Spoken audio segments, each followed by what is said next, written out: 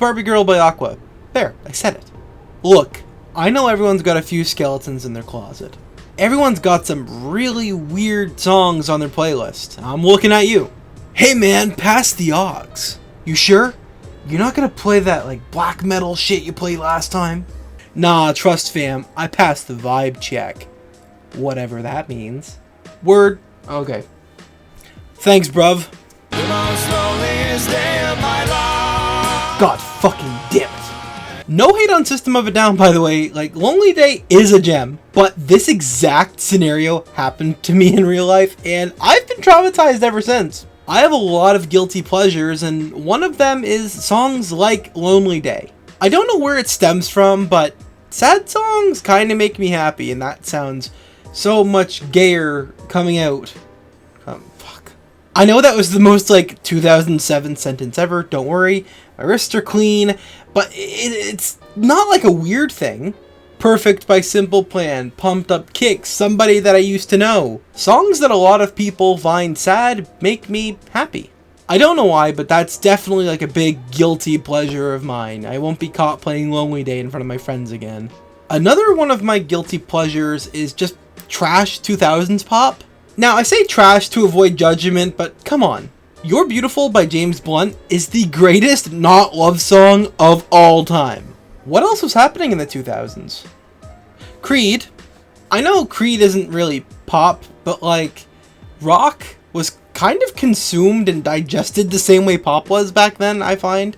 I also love JT, whether he's part of NSYNC or otherwise. Oh, fucking back to the sad shit. Apologize by One Republic. Holy fucking shit. I was hooked on that song at like maybe 7 years old. No idea, no heartbreak, no depression, but damn, that song slapped. Another guilty pleasure of mine is butt rock.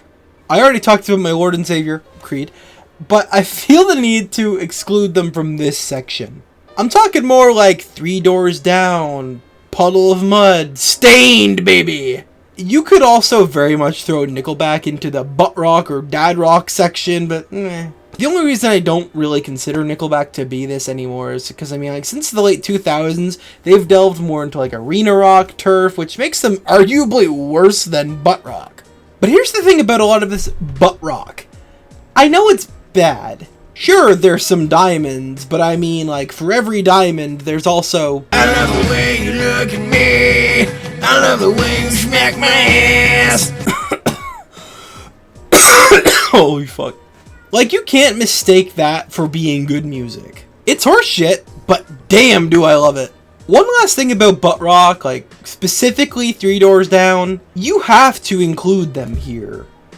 But are they really that bad? Maybe I've just blinded myself, but I actually really love Three Doors Down and always have. There's probably a lot of other staples of dad rock or butt rock that are not entirely bad, but they just get the rep because they sounded that way at that time. But I love it all. What's another one? Dad? I guess you could say wrestling themes are another one. And now look, everyone knows Cena's theme. Hell, a lot of people might know more. You might know The Rock's theme or Stone Cold's. You probably know Undertaker's and Rey Mysterio's. And I mean, hell, Joe Hendry's theme was one of the biggest memes this year. Everyone likes a good wrestling theme here and there, whether good, bad, ugly, you name it. But I don't think you understand how I see wrestling themes and why I consider them a guilty pleasure. You could play a second of literally any wrestling theme. Any one of them. I will get it. To prove this, I've had my lovely assistant, my fiance, who puts up with my shit, quiz me in real time. Is that him? No, that's Solomon Crow. What? Okay, man. That is, Can't Trust Anyone. Yep. Holy On my shit. screen right now, 0.00 seconds. This is a separate video as well, so I mean, it was a lot. There was a lot going on. I was drunk at the time as well. If you want to see it, go check it out. It's up in wherever the cards are down in the description as well. Other than that, there's a few other genres I can think of, but I don't know if they can really count as guilty pleasures. Let me explain a little bit. So, grunge is kind of another one, but like, can you really count grunge as a guilty pleasure? A lot of people shit on grunge, and it's pretty valid when they do so, but like, as a whole, is it bad enough to call a guilty pleasure? You have to think about bands like Nirvana, Alice in Chains, fucking Soundgarden, dude. Like, they're not guilty pleasures. I personally love grunge. I will defend it until death. If you think it's a guilty pleasure, you go right ahead. Nu metal's another genre that takes a lot of flack, but like, should it? Yes, the brooding, misfit, self-hatred sounds are a lot. Like, Last Resort, for example, that's a guilty pleasure if you like it. You know, like, that's a little too much. But bands like Linkin Park, for example, and Korn, like, they make really good music. I might be looking at it with rose-tinted glasses. I don't know, everyone's kind of different, but a lot of actually really good music came out of nu metal. There was definitely a lot of drunk as well, as also was the case with grunge, but I mean, as a whole, I'm still undecided whether I consider nu metal to be a guilty pleasure. I love it just the same.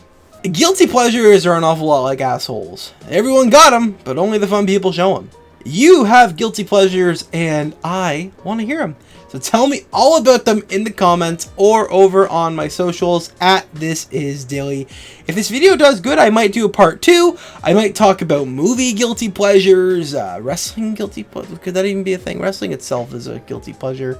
But guilty pleasures of different genres. You know, like it's not just music. There's a lot of movies I love, but I don't, you know, I would consider them guilty pleasures.